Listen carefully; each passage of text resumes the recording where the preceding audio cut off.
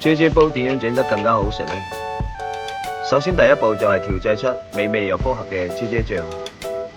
今日同大家分享一個調製啫啫醬嘅過程，睇下我哋平時用到咩材料落去調，同埋有咩需要注意嘅呢？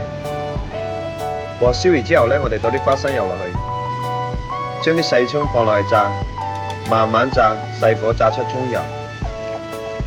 千祈唔好開大火，如果開大火炸燶啲葱嘅話，調出嚟嘅醬汁會有苦味。炸到佢有少少金黃就得噶啦，跟住我哋將佢撈出嚟，嗰啲葱唔要啦。燒熱啲油，將啲紅葱頭蓉同埋薑蓉倒落去，將佢炸到金黃，炸出香味。跟住拉佢起身，離火，微特美豉油、老抽、雞汁、大味極、花生醬。花生醬比較難用，我哋攪勻先。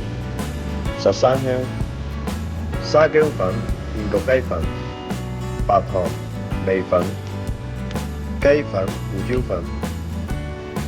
唔使開火住，我哋將佢攪勻先。因為呢啲乾粉落去，你開火嘅話好易封底。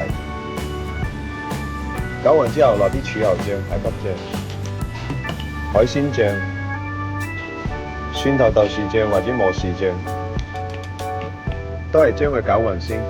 攪勻我哋再開火。依家開住細火，將佢推15分鐘左右，將佢推到滾。推滾之後，我哋加入蝦皮粉。蝦皮粉呢就係提前用啲蝦皮炒乾咗水分。跟住我哋將佢揸碎，落咗蝦皮粉之後呢，我哋將佢煮滾就 OK。將佢打入乾淨嘅湯盅入邊，喺表面封上一層芝麻油，跟住凍咗之後，我哋上溫保存。